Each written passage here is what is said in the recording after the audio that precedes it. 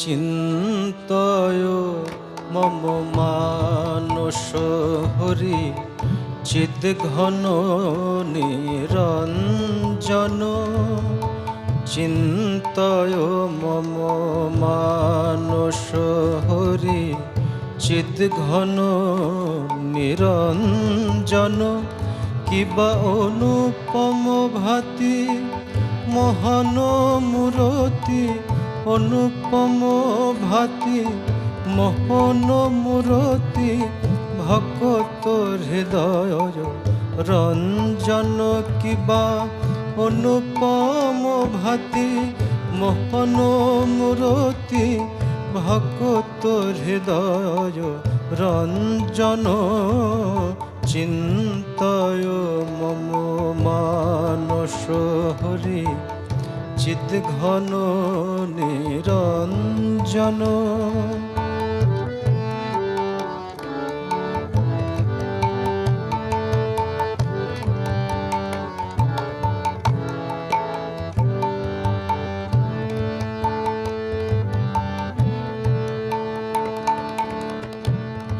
নবরাগে রঞ্জিত কোটি শশী বিনিন্দিত। নবরাগে রঞ্জিত কোটি শশী বিনিন্দিত। কিবা বিজলি চমকে সেরূপ আলোকে, বিজলি চমকে সেরূপ আলোকে, পুলকে শিহরে জীবন। চিন্তয় মম মানস হরি চিদ্ঘন নিরঞ্জন।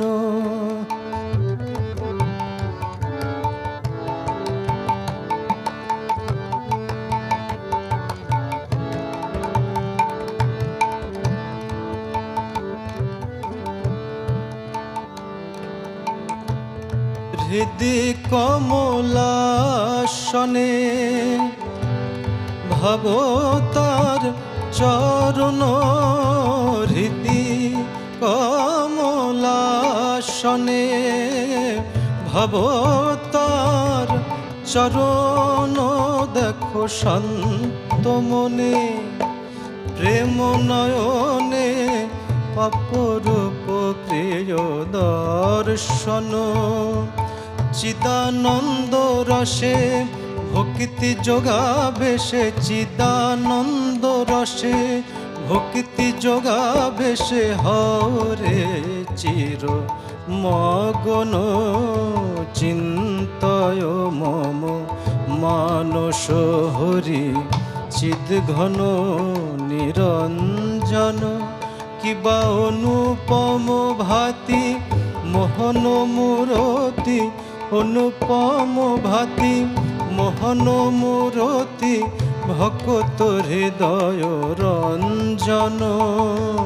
চিন্তয় মম মানস হরি চিদ্ঘন নিরঞ্জন।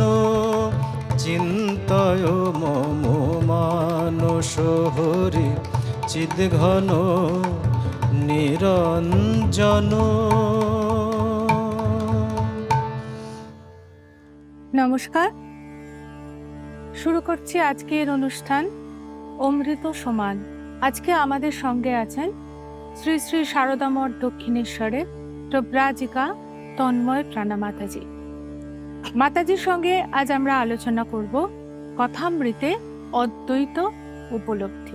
মাতাজি, আপনি আমাদের জানান যে কি রকম ছিল সেই অদ্বৈত উপলব্ধি কথামৃতে। এখানে মাস্টার মশাই দেখছেন, তিনি সমাধি কি জিনিস কখনো দেখেননি, শোনেননি। তিনি নিজে লিখছেন এরূপ সমাধি তিনি কখনো দেখেননি, শোনেননি। তাই দেখছেন ঠাকুর নিস্পন্দ, চোখের পলক পড়ছে না ঠাকুরের, চোখ অর্ধ নিমীলিত। আর একটি স্বর্গীয় আভা ঠাকুরের সমস্ত অঙ্গ দিয়ে সে স্বর্গীয় আভা ফুটে বেরোচ্ছে। এই যে সমাধির আর এই যে দৃশ্যটা, এই দৃশ্যটা তিনি কথামৃতের পাতায় লিপিবদ্ধ করছেন। তিনি কি দেখছেন সেই জিনিস যে আপনি উপলব্ধি তিনি কি করছেন, বলছেন এই দৃশ্যপটটা আর ঠাকুরের সেই প্রেমানন্দের সেই যে আনন্দ ঘন মূর্তির যে দৃশ্যটা, ওইটা সেদিন তিনি হৃদয়ের মধ্যে ধারণ করে গৃহে ফিরেছিলেন। না, আপনি বলছেন যে অদ্বৈত উপলব্ধি, আবার আপনি বলছেন ঠাকুরের সমাধি চিত্র। এই অদ্বৈত উপলব্ধি আর সমাধির চিত্র এক হলো কি করে, এটা না। যদি আপনি আমাদেরকে বলেন। এই যে উপলব্ধি তিনি দেখছেন, তখনও তিনি বুঝতে পারছেন না যে এটি অদ্বৈত উপলব্ধি। কথামৃতকার বুঝতে পারছেন না, কারণ এই ভারতীয় দর্শনে অদ্বৈত মতকে নিয়ে নানা রকম ভাবে ব্যাখ্যা করা হয়েছে, যেগুলো হয়তো তিনি পড়াশোনা করেছেন বা তখনকার সমাজে এগুলো নিয়ে খুব চর্চা হচ্ছিল। তিনি চিন্তা করছেন, লিখছেন যে ভগবানকে চিন্তা করে কেউ কি এত দূর নিমগ্ন হতে পারে? কিন্তু এটি যে অদ্বৈত উপলব্ধি সেটি তিনি বুঝতে তখনও পারেননি। কিন্তু আমাদের যে হিন্দু ধর্মশাস্ত্রের দর্শনের যে পরম্পরা রয়েছে, তাতে আমরা জানি দ্বৈত, বিশিষ্টাদ্বৈত, অদ্বৈত। দ্বৈত মানে ভগবানের সাথে আর তার সঙ্গে আমরা দুটো সত্তা, আর বিশিষ্টাদ্বৈত মানে আমি তোমার অংশ কিন্তু তুমি নই, আর অদ্বৈত হলো তুমি আর আমি এক। এবার তোমাতে আমাতে মিশে যাচ্ছি, যে ঈশ্বরের আবার আরেকটা দর্শন আছে, বৌদ্ধ দর্শন, যেটাকে শূন্যাদ্বৈত বলে। হ্যাঁ, শূন্যাদ্বৈত সেটা বলে হচ্ছে সর্বং শূন্যম শূন্যম, মানে ওটাও একটা তত্ত্ব, কিন্তু অদ্বৈত তত্ত্ব। ঠাকুর খুব সহজ সরল ভাষায় বলছেন যে ঈশ্বর, কত সুন্দরভাবে বলছেন, ঈশ্বর সাকার, আবার নিরাকার, আবার সাকার নিরাকার পারো। এই দ্বৈত আর অদ্বৈত ভূমিতে ভগবান শ্রীরামকৃষ্ণের অনায়াস যাতায়াত ছিল। তিনি কখনো দ্বৈত ভূমিতে, সেই দ্বৈত যে সবিকল্প সমাধি আমরা বলি, সেই ভূমিতে কখনো তিনি চলে যাচ্ছেন, আবার কখনো নির্বিকল্প ভূমিতেও তিনি চলে যাচ্ছেন। তার মানে অদ্বৈতে চলে যাচ্ছে, কখনো অদ্বৈত চলে যাচ্ছেন। কিন্তু কখন চলে যাচ্ছেন সেই নির্বিকল্প ভূমিতে, তার যে তখন কি অনুভূতি হচ্ছে সেটি কিন্তু মাস্টার মশাই, কেউ, ঠাকুর নিজেও মুখে বলতে পারছেন না। কিন্তু তার সেই তখনকার সেই বিচরণশীল যে একটি চিদানন্দ সাগরে যে তিনি আনন্দে ভাসছেন, সেই চিত্র, সেই দুর্লভ মুহূর্তটুকু কথামৃতকার পাতায় পাতায় আমাদেরকে সেটি উপহার দিয়েছেন। কি বলছেন তিনি দেখুন, আবার ভগবান শ্রীকৃষ্ণ চৈতন্য দেবেরও ঠাকুর বলছেন বাহ্য দশা হতো কখনো কখনো, কখনো অর্ধবাহ্য দশা হতো, কখনো অন্তর্দশা হতো। কিন্তু কিন্তু ভগবান শ্রীকৃষ্ণ চৈতন্যের সমসাময়িক কোন ভক্তরা ওই দর্শনের যে দুর্লভ মুহূর্তে শরীর আর মনের যে কি পরিবর্তন হতো, সেইটি কিন্তু কোথাও লিপিবদ্ধ করেননি। মাস্টার মশাই সেটি কিন্তু লিপিবদ্ধ করেছেন। চৈতন্য চরিতামৃত কিংবা অন্যান্য জায়গাতে যে কি শরীর আর মনের যে কি একটা অদ্ভুত পরিবর্তন হতো, সেটি মাস্টার মশাই আর যারা ঠাকুরকে ওই সময় দেখেছেন, ঠাকুরের অনেক ভক্তরা যারা দক্ষিণেশ্বরে তখন শ্রীরামকৃষ্ণের কাছে আসতেন, কি ত্যাগী সন্তানরা, কি বৈদান্তিক যারা খুব তর্ক বিচার করতেন, তারাও যখন আসতেন ঠাকুরের কাছে, ঠাকুর দেখতেন ঠাকুর ঈশ্বরীয় প্রসঙ্গ করতে করতে বা ভক্তদের সঙ্গে কীর্তন করতে করতে সেই ভূমিতে, অদ্বৈত ভূমিতে তিনি সমাধিতে লীন হয়ে গেছেন। কিন্তু ঠাকুর নিজ মুখে বলছেন যে এই ভূমিতে চলে গেলে তখন যে কি অনুভূতি হয় সেটি বলা যায় না। তিনিও নিজেও বলতে পারছেন না। বলছেন ব্রহ্ম উচ্ছিষ্ট হয়েছে। বিদ্যাসাগর মহাশয়কে বলছেন একদিন তার সঙ্গে দেখা করতে গিয়েছে, এই প্রসঙ্গ ক্রমে তিনি বিদ্যাসাগর মহাশয়কে বলছেন যে সব উচ্ছিষ্ট হয়েছে কিন্তু ব্রহ্ম উচ্ছিষ্ট হয়নি। এই একটা অদ্ভুত কথা বিদ্যাসাগর মহাশয়, শুধু বিদ্যাসাগর মহাশয় না, তখন যেখানে ওইখানে যারা উপস্থিত ছিলেন সকলেই এই একটা অদ্ভুত কথা শুনে সকলেই অবাক হয়ে গেছে। সত্যি তো ব্রহ্ম কি সেটি তো মুখে বলা যায় না। ঠাকুর নিজে বলতে চাইছেন যে সেই উপলব্ধি কি, কিন্তু বলতে পারছেন না। বলছেন আমি যখন ওম ওম এটি উচ্চারণ করি তখন আমি 100 হাত নিচে নেমে এসেছি। মানে সেই প্রণব উপলব্ধির মন্ত্রকেই কথাটা আমরা কতখানি বেশি গুরুত্ব দিই, কিন্তু যখন সেটা ঠাকুর তিনি বলতে বলছেন পারছেন। তার থেকেও নিচে নিচে নেমে এসে তিনি কথা অদ্বৈত। বলছেন, মানে সেই অবস্থার কথাটা তিনি বলতে পারছেন না। কিন্তু মাস্টার মশাই একটি অদ্ভুত চিত্র আমাদের সামনে তুলে ধরছেন। বলছেন কি যে একটি অপার্থিব দেহ কখনো ঠাকুর দাঁড়িয়ে দাঁড়িয়ে সমাধিস্থ হচ্ছেন, কখনো ঠাকুরের বসা অবস্থাতে সেই সমাধিস্থ অবস্থার মুহূর্তটা কথামৃতকার তুলে ধরছেন। বলছেন দেহ নিষ্পন্দ, অপার্থিব রূপ তখন তার ফুটে বেরোতো, যেন মনে হতো তিনি জ্যোতিষ সমুদ্রে বিচরণ করছেন, একটি আনন্দ চিদানন্দ সাগরে তিনি বিচরণ করছেন। এমন একটি অদ্ভুত স্বর্গীয় আভা তার শরীর আর মনে ফুটে উঠত, সেটি তিনি লিপিবদ্ধ করেছেন জায়গায় জায়গায়। কিন্তু এই যখনই ঠাকুরের এই উপলব্ধি হচ্ছে, মাস্টারমশাই যখনই সেটি দেখছেন, ভক্তরা এক দৃষ্টে তাকিয়ে দেখছেন, কিন্তু তারা মাস্টারমশাই ওটা লিপিবদ্ধ করছেন। তাই জন্যে আমরা যে অদ্বৈত উপলব্ধি হলে যে শরীর আর মনের যে কি পরিবর্তন হয়, সেটা কিন্তু আমরা মাস্টারমশাইয়ের সেই কথা থেকে, কথামৃত থেকে কিন্তু আমরা কিছুটা অনুভব করতে পারি, হয়তো উপলব্ধি করতে পারি না, কেননা আমরা তো সর্বক্ষণ দ্বৈত ভূমিতেই বিচরণ করি। সেই ভূমিতে বিচরণ করতে যে কি আনন্দ ফুটে বেরোতো। তবে হ্যাঁ, ঠাকুরের এই যে সমাধিস্থ অবস্থার এই যে চিত্রটা আমরা দেখতে পাই, এই যে সর্বত্র যে আজ পূজিত হচ্ছে যে চিত্র, সেটিও কিন্তু ঠাকুরের সমাধিস্থ অবস্থার দক্ষিণেশ্বরের চিত্র। মন্দিরেই, হ্যাঁ, দক্ষিণেশ্বর মন্দিরে সেই বসা অবস্থাতেই তিনি সমাধিস্থ হয়েছিলেন। এই জন্যে তিনি বলছেন, এই যে আমি বললাম যে তার এই দ্বৈত ভূমিতে আর অদ্বৈত ভূমিতে একটি অনায়াস যাতায়াত ছিল। ভাবরাজ্যের এই দুই ভূমি, দ্বৈত ভূমি আর অদ্বৈত ভূমি, যেটিকে ভারতীয় দর্শনে এই সবিকল্প সমাধি আর নির্বিকল্প সমাধি বলছে। এই দুটোতেই ঠাকুরের অনায়াস যাতায়াত ছিল, যেন ঠাকুরের কাছে এটি একটি কোনো মানে এমনই তার উপলব্ধি হতো, অল্প একটু ঈশ্বরের উদ্দীপন হলে, বা এই যে গান নরেন্দ্রনাথের এই যে গানটি শুনতে শুনতে তিনি সেই ভাবাবিষ্ট হয়ে পড়েছিলেন, সেই ভূমিতে চলে গিয়েছিলেন, মানে উপলব্ধি করছেন চিন্তায় মম মানসহৃদ, সেই হৃদি নিরঞ্জন, সেই নিরঞ্জন পুরুষকে তিনি দেখতে পাচ্ছেন, তার সঙ্গে একাত্ম হচ্ছেন।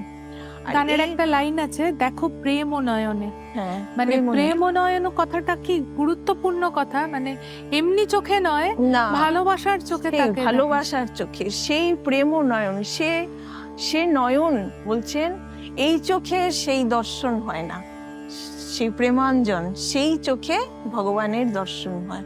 এখন সেই চোখে ভগবানকে দর্শন করতে গেলে তাহলে কিভাবে আমাদের এগোতে হবে, তাই না?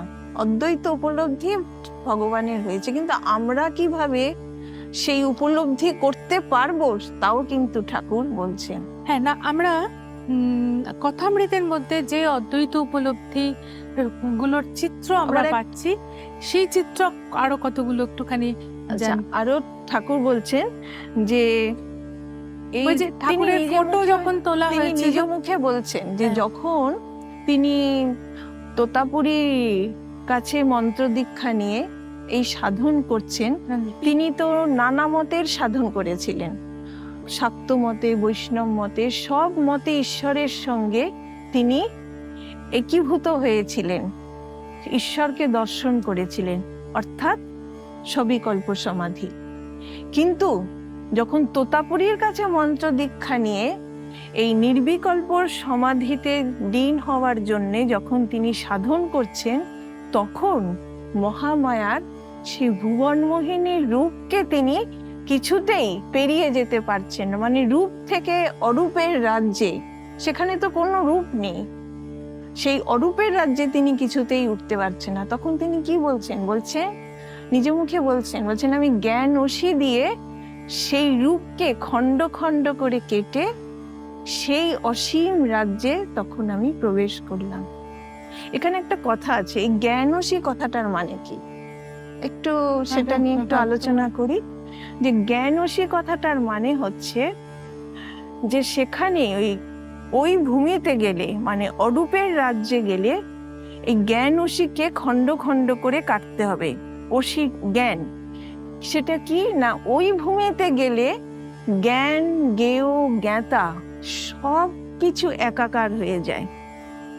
একে শাস্ত্রে আবার বলছে, খুব সুন্দর করে বলছে এই শাস্ত্রের কথা, এটাকে বলছে ত্রিপুটি লয়, মানে তদাকারকারিত, মানে কোনো কিছুই থাকবে না, আমি এই দেহবোধ নেই।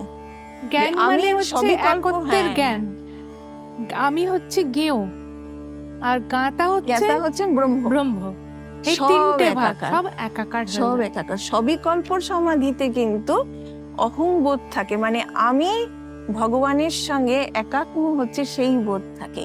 কিন্তু ওই নির্বিকল্প সমাধিতে যেটা বোধ ভগবানের উপলব্ধি হচ্ছে, সেখানে কিন্তু এই অহং দূর হয়ে যায়। মানে সবিকল্প সমাধিতে আমার বোধ থাকছে যে আমি তার সঙ্গে একীভূত হচ্ছি, তো এটাও তো একটা অদ্বৈত, এটাই অদ্বৈত, বিশিষ্টাদ্বৈত। একীভূত হচ্ছি, একীভূত হচ্ছি, এমন একীভূত হচ্ছি যে আমার সত্তা সেই আমার আরাধ্যের সঙ্গে এমন ভাবে একীভূত হচ্ছে যে আমার সত্তা আমি মানে মিলীন হয়ে যাচ্ছে। সেটাও কিন্তু ফিরে আসতে পারছি, কিন্তু ফিরে আসতে পারছি। ওই ভূমি থেকে আধিকারিক পুরুষ ছাড়া কেউ ফিরে আসতে পারেন না, নির্বিকল্প থেকে ফিরে আসতে পারেন না। আর তাদের ঠাকুর বলছেন, কথামৃতেই বলছেন 21 দিন মাত্র তাদের শরীর দেহ থাকে। কিন্তু ভগবান তো লোককল্যাণের জন্য পৃথিবীতে আসেন, তাই উনি এই ঠাকুর মা জগদম্বা বলছেন না, তুই ভাবমুখে থাক। এই ভাবমুখে কথাটার মানে কি, এই দ্বৈত আর অদ্বৈতের মাঝখানে থাকা, মানে এক পা অদ্বৈতে এক পা দ্বৈতে দিয়ে, ঠিক যেন দরজার চৌকাটের ঠিক মধ্যস্থলে দাঁড়িয়ে আছেন ঠাকুর, এমনটি।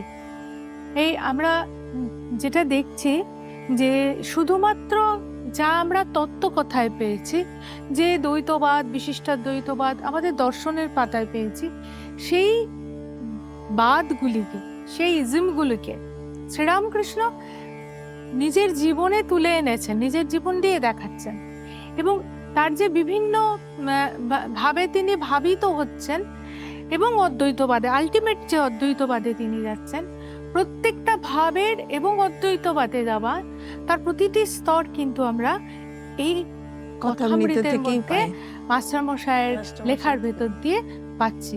এবং তিনি এত সুন্দর নিপুণ ভাবে এগুলো আবার গল্প বলছেন, যে ওই উপলব্ধি হলে মানুষের কিরকম বোধ হয়, সেই গল্প আবার বলছেন।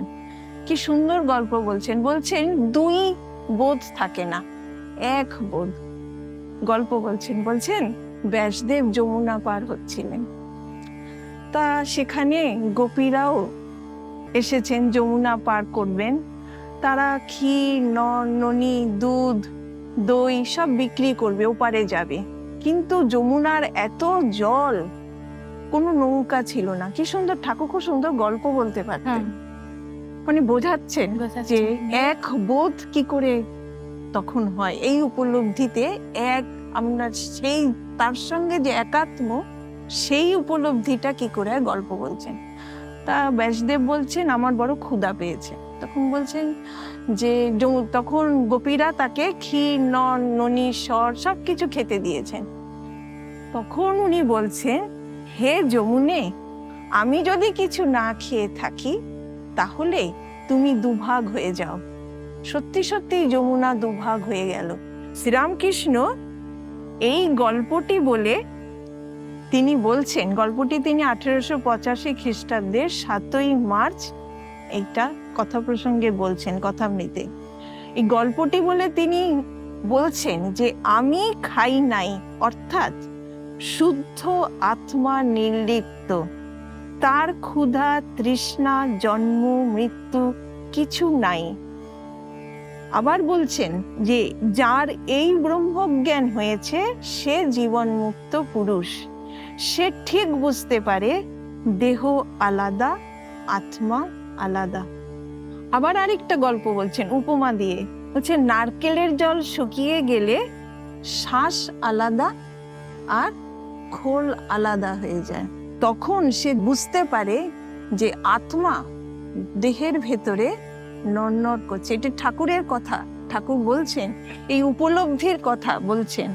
আর একটা উপমা আমার এক্ষুনি মনে পড়লো মাতাজি, সেটা বলছেন একটা নুনের পুতুল। হ্যাঁ, এটা অদ্বৈত অসম্ভব উপলব্ধি সুন্দর। থেকে যে ফিরে এসে কোনো কিছু বলা যায় না, বলা যায় তার না। উপমা এটা। হ্যাঁ, বলছেন নুনের ঠাকুর তো পুতুল। খুব গ্রাম্য ভাষায় কথা বলতেন, মানে বলেছেন।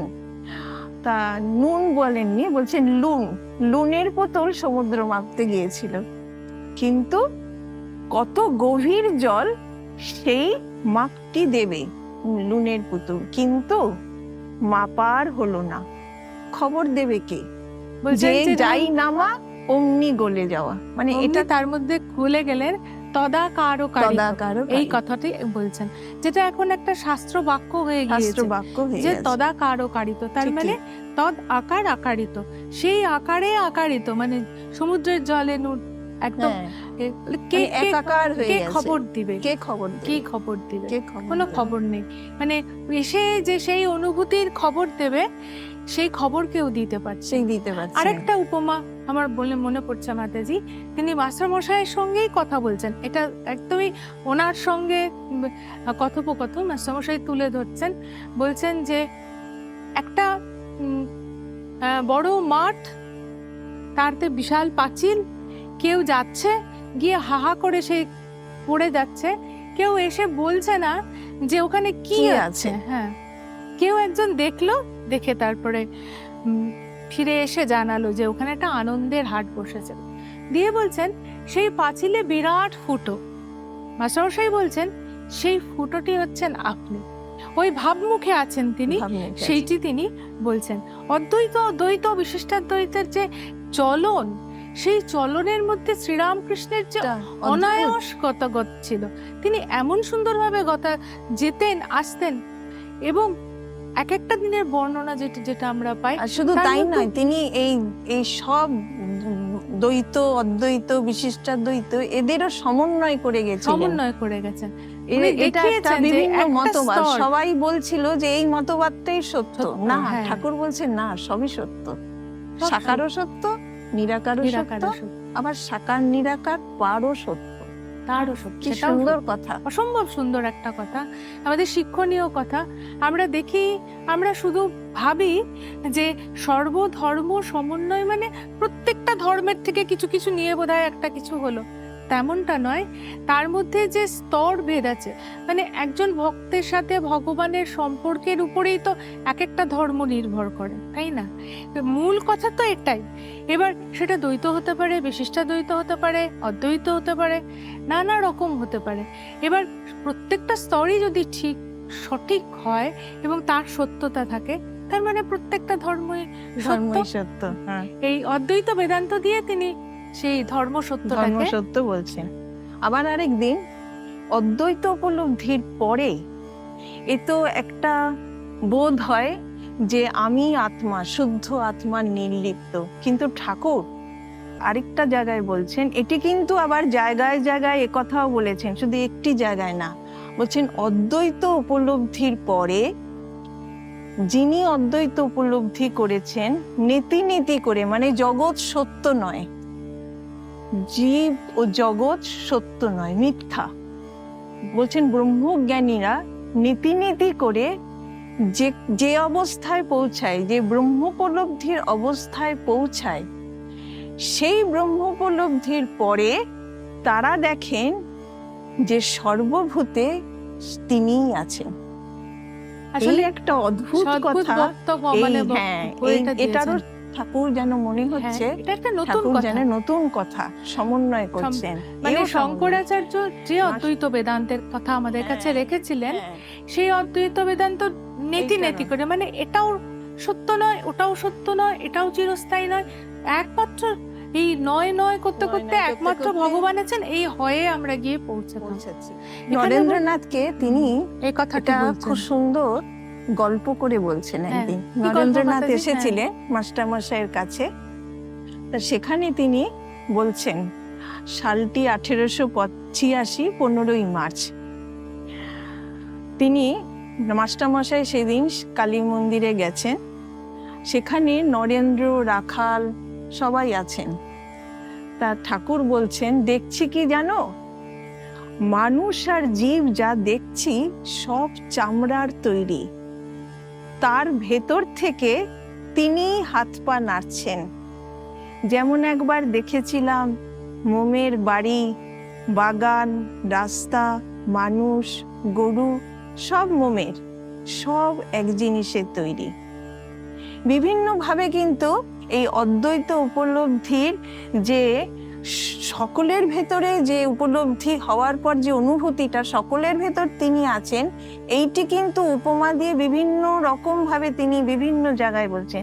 আবার এক জায়গায় বলছেন যে সব বালিশের ভেতর এক তুলো, কিন্তু কোনোটা মাথার বালিশ, কোনোটা পায়ের বালিশ, কোনোটা পাশ বালিশ, কিন্তু তুলো এক। হ্যাঁ, বলছেন যে সব, মানে আমরা যে পিঠা তৈরি করি তার ভিতরে যে হ্যাঁ, পুর পুর দিই, আছে। সেই পুর দিয়ে একটা লোকায়ত উপমা দিচ্ছেন।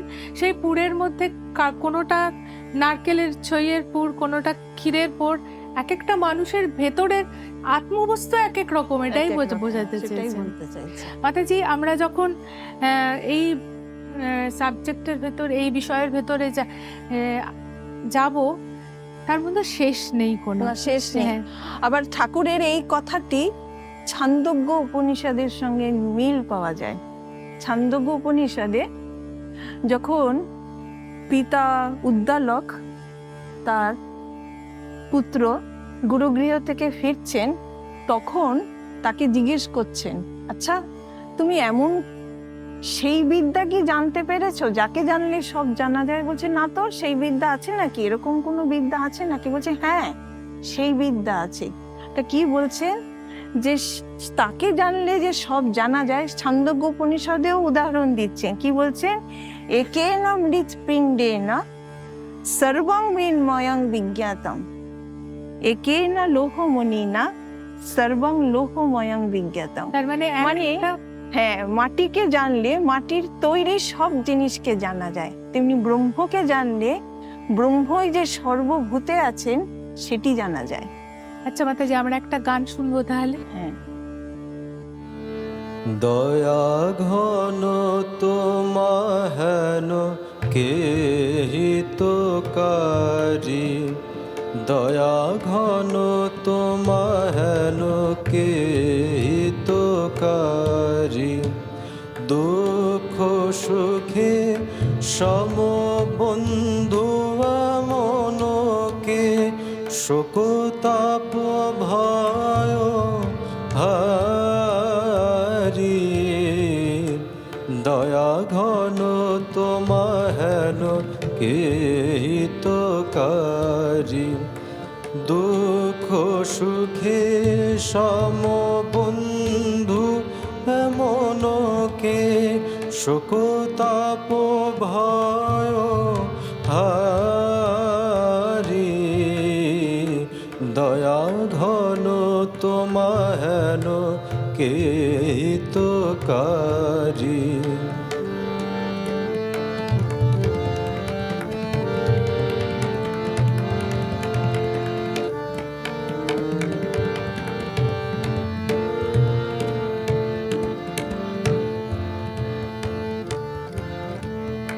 সংকট পূরিত ঘোর ভবার নবতারে, কোন কণ্ডারি, সংকট পূরিত ঘোর ভবার নবতারে, কোন ভাণ্ডারী, কারো প্রসাদে দূর পরাহত রিপুদল বিপ্লবকারী,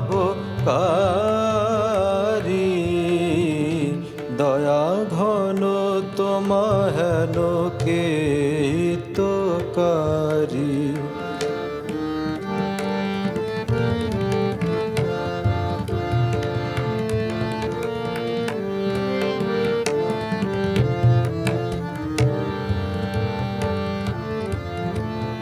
পাপ দহন পরিতাপ নিবারী, কে দেয় শান্তির বারী। পাপ দহন পরিতাপ নিবারী, কে দেয় শান্তির বারী। ত্যাজিলে সকলে অন্তিম কালে, কে লয় প্রৌঢ় প্রসারী, দয়া ঘন তোমাহেন কেতকারী। দুঃখ সুখে সম বন্ধু এমনকে, শোকতাপ ভয় হারি, দয়া ঘন তোমাহেন কেতকারী, দয়া ঘন তোমাহেন কেতকারী। মাতাজি, আমরা যে প্রসঙ্গে ছিলাম কথামৃতে অদ্বৈত উপলব্ধি, আপনি উপমার কথা বলছিলেন যে শ্রীরামকৃষ্ণ নানা রকমের উপমা দিয়ে বলছেন যে প্রতিটি মানুষ এক, প্রতিটি পৃথিবীতে যা কিছু আছে সব এক ঈশ্বর সত্তা দিয়েই জারিত। আমরা আরো দু একটা গল্প কিংবা আরেকটু যদি শুনতে চাই তাহলে। নানা রকম ভাবে তিনি এই কথা বোঝাচ্ছেন, অনেক রকম গল্প দিয়ে তিনি ঠাকুর এই আমরা একটা গল্প শুনি বোঝাচ্ছেন। মানে সর্বঘটে যেমন চাঁদ বলছেন, চাঁদ গামলায় যখন চাঁদের প্রতিবিম্ব পড়ে তখন একরকম দেখায়, আবার সমুদ্রে যখন চাঁদের প্রতিবিম্ব পড়ে তখন আরেক রকম দেখায়, আবার যখন পুষ্করিণীতে চাঁদের প্রতিবিম্ব পড়ে তখন একরকম দেখায়, কিন্তু চাঁদ এক। এই বিভিন্ন ভাবে বিভিন্ন আকারে তখন বিভিন্ন রূপে তাকে আমরা দেখি, বিভিন্ন রকম ভাবে। এরকম বহু রকম গল্প দিয়ে ঠাকুর বোঝাচ্ছেন যে সেই একই ব্রহ্ম। তখন এই স্বামীজি যখন কিছুতেই বিশ্বাস করছিলেন না, তখন তো স্বামীজিকে উপলব্ধি করালেন যে আমরা সেই কাহিনীটা একটু সেই কাহিনীটা বলবো। হ্যাঁ, সেটা একটু বলি। স্বামীজি তখন একদিন কথামৃতে কিন্তু মাস্টার মশাই বর্ণনাতে যখন মাস্টার মশাই কিন্তু এই কথাটা লিপিবদ্ধ করেননি, এটা স্বামীজির উপলব্ধি। সেদিন স্বামীজি এসেছিলেন, সেদিন আবার কথামৃতকার আসেননি। স্বামীজি বলছেন, খুব তুচ্ছ তাচ্ছিল্য করছেন যে কখনো হতে পারে যে ঘটিও ঈশ্বর, বাটিও ঈশ্বর, সবই ঈশ্বর। ঠাকুর কি বলছেন, তুই না বিশ্বাস করতে পারিস, ঋষিমুনিদের উপলব্ধিজাত সত্যকে তুই অস্বীকার করিস কি করে? কি সুন্দর কথা বলছেন। এটা ঋষিমুনিদের উপলব্ধিজাত সত্য, এটাকে তুই অস্বীকার করছিস কি করে? তুই না মানতে পারিস। তার স্বামীজি তো কিছুতেই মানছে না, হাজরা মহাশয়ের সঙ্গে মানে ঠাট্টা করছেন যে এ কখনো হতে পারে। তখন ঠাকুর তাকে স্পর্শ করে দিলেন, আর স্বামীজির সেই উপলব্ধি হচ্ছে, দেখছে সর্বত্র সেই ঈশ্বর। খেতে পাচ্ছেন না, 3 দিন স্বামীজির এই ভাব ছিল, খেতে পাচ্ছেন না, কোন হাত দিয়ে খাবেন, দেখছেন সেও ঈশ্বর। মানে এই উপলব্ধি, এটা হচ্ছে অদ্বৈত উপলব্ধি। কিন্তু ঠাকুর বলছেন এ ধারণা করা সাধারণ মানুষের পক্ষে সত্যিই কঠিন। কেন কঠিন? বলছেন, কি সুন্দর কথা বলছেন, কে বাধা হয়ে আসছে? বলছেন মায়া। উদাহরণ দিচ্ছেন, বলছেন যে মস্ত দিঘি, কি সুন্দর কথা বলছেন, বলছে মস্ত দিঘি যেন তাতে পানা ঢেকে আছে, হাওয়া যখন দেয় তখন একটুখানি পানা যখন সরে যায় তখন ওই দিঘির জল, পরিষ্কার জল আমরা দেখতে পাই। মানে ঠিক, আমাদের মনে হ্যাঁ, ওইরকম এক পানা রয়েছে, সেগুলো হ্যাঁ। যখন সরাই তখন আমাদের সেই অহংরূপী শ্যাওলাকে যদি আমরা সরাতে পারি তবেই সেই সচ্চিদানন্দ স্বরূপ যে ব্রহ্ম, সেই ব্রহ্মের উপলব্ধি হয়। দেখুন ঠাকুর যে কথা বলছেন, ঠাকুর বলছেন না, নিজ মুখে বলছেন, কথামৃতেই বলছেন যে এখানকার কথা বেদ বেদান্ত ছাড়িয়ে গেছে। তাই এই যে কথাটি, এটি কিন্তু শাস্ত্রে আছে। বিবেক চূড়ামণিতে এই কথাটা খুব সুন্দরভাবে ব্যাখ্যা করছে। বলছেন যথাপকৃষ্ট শৈবালং সনমাত্রং নতিষ্ঠতি আবৃণতি তথা মায়া প্রাজ্ঞং বাপি পরান্মুখম। বলছেন সনমাত্রং নতিষ্ঠতি, যখন দিঘিতে শৈবাল থাকে মানে শ্যাওলা থাকে, কিছুক্ষণের জন্য যদি ওটিকে সরে যায়, আবৃণতি তথা মায়া, মায়ারূপ সেই অহং কি করে আবার ঢেকে ফেলে। কিন্তু ঠাকুর বলছেন উপায় আছে। কি উপায়? না এই অহংকে পাকা আমিতে রূপান্তর করার আচ্ছা উপায়। মাতাজি, আমরা তো এখানে কথামৃতের অদ্বৈত উপলব্ধি আলোচনা করছি। তবেই কিন্তু এই পাকা আমি কেন আমি এখন বললাম যে কাঁচা আমি, এটা কিন্তু ঠাকুরের একটা অভিনব কথা। এটাও আমরা শাস্ত্রে কোথাও শুনিনি, কাঁচা আমি পাকা আমি কথা। এটাও ঠাকুরের একটি অভিনব কথা। কিন্তু ঠাকুর বলছেন এই অহংরূপী শ্যাওলা, এই অহংরূপী যে সর্বদা আমি দেহ, আমি মন, আমি বুদ্ধি, আমার পরিবার, আমার স্ত্রী, আমার পুত্র, এই যে আমার করে এই সংসারে যে সর্বক্ষণ আমরা এই যে ভাবনা করি, এইটা সরাতে পারলে কাঁচা আমি, কাঁচা পাকা আমি কি না, আমি তার দাস, আমি তিনি প্রভু, আমি তার দাস। এই পথে যদি কেউ এগোতে পারে, ধীরে ধীরে এগোতে পারে, তখন কিন্তু ধীরে ধীরে সেই উপলব্ধি, ঈশ্বর উপলব্ধি সে করতে পারে। আমাদের প্রশ্ন আসে যে মাস্টার মশাইয়ের কি কোনোদিনও অদ্বৈত উপলব্ধি হয়েছিল? কথামৃতে কি বর্ণনা আছে?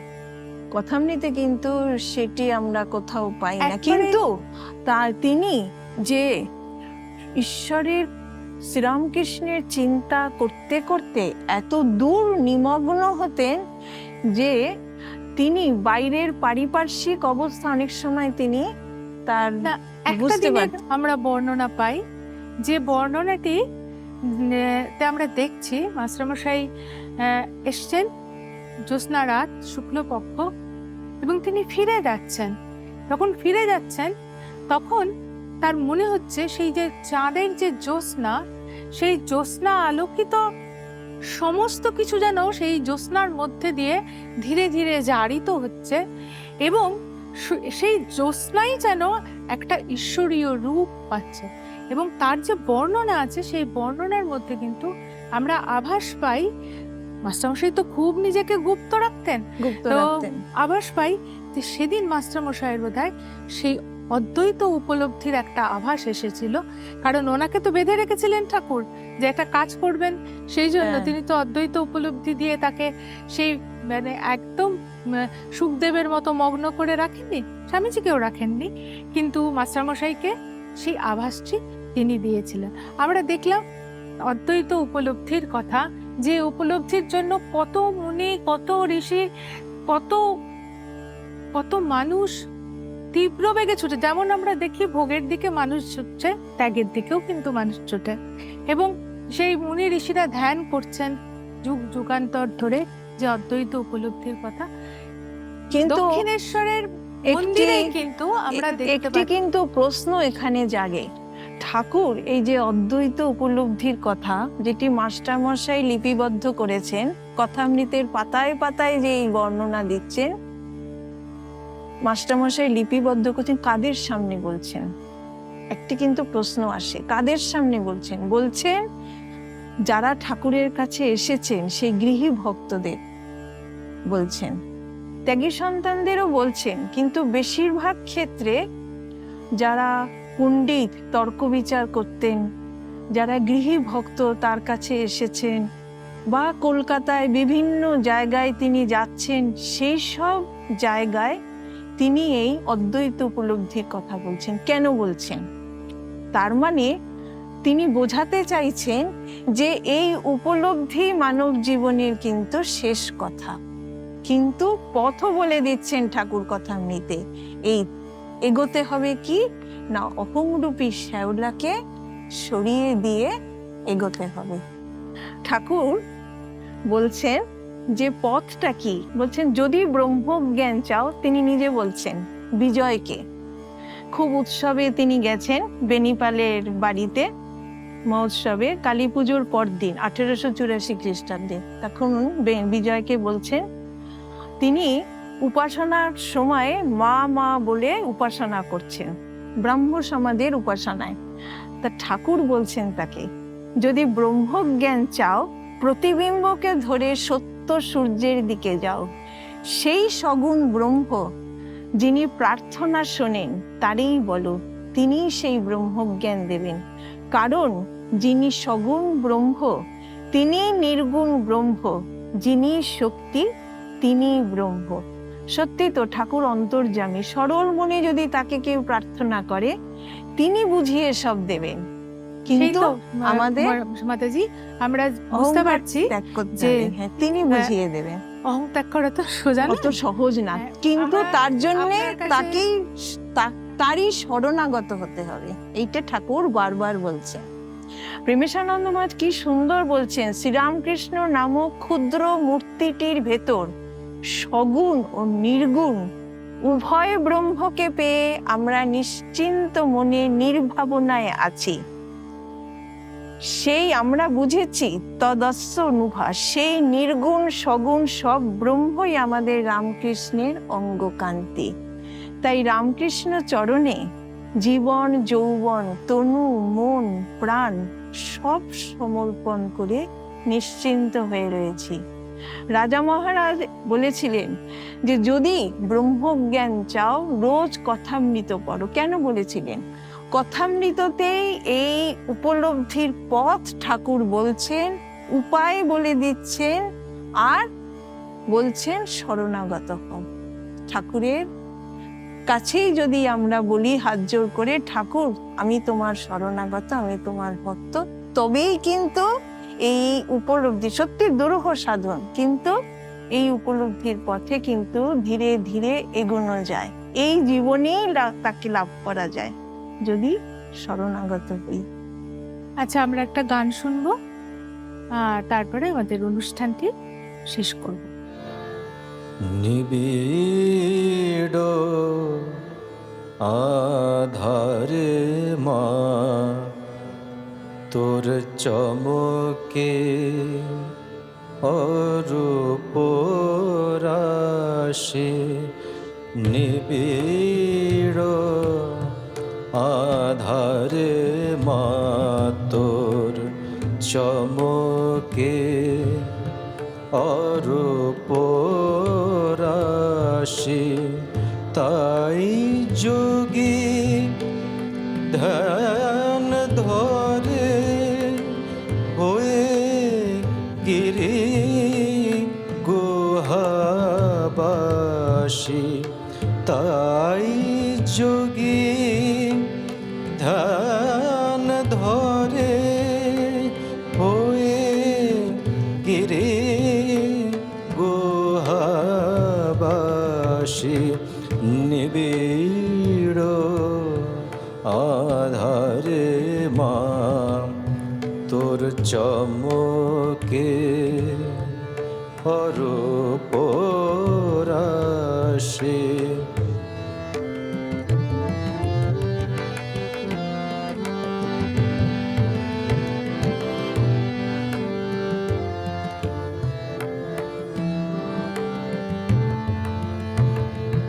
অনন্ত আধার কোলে মহা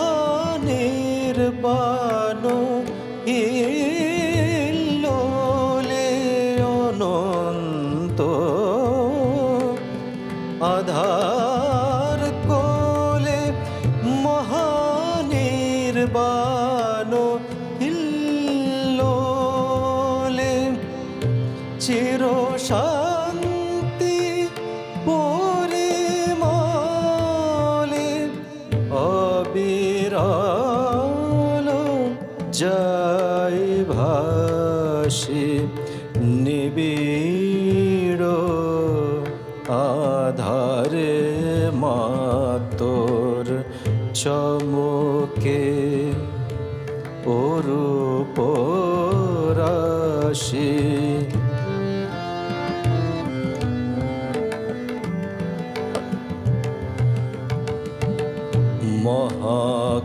মহাকাল রূপ ধরি আধার বসন পরি সমাধি মন্দিরে ওমা কে তুমি গো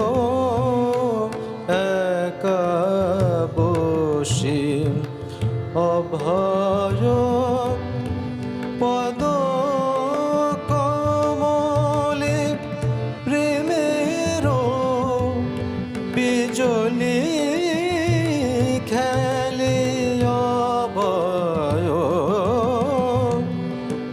পদ কমলে প্রেমের বিজলি খেলে চিন্ময় মুখমণ্ডলে শোভে অট্ট অট্ট হাসি নিবিড় আধারে মা তোর চমকে অরূপ রাশি। তাই যোগী ধ্যান ধরে হয়ে গিরি গুহাবাসী নিবিড় আধারে মা তোর চমকে অরূপ রাশি।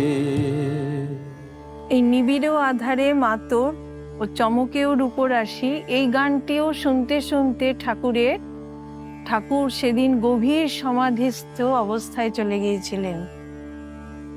এই যে ভাব সমাধি আমরা এতক্ষণ ধরে আলোচনা করলাম, ঠাকুরের সর্বদা ঈশ্বরীয় কথা শুনতে শুনতে বা গান শুনতে শুনতে তিনি ওই ভূমিতে, অদ্বৈত ভূমিতে বা কখনো সবিকল্প ভূমিতে, সমাধি ভূমিতে তিনি লীন হয়ে যেতেন।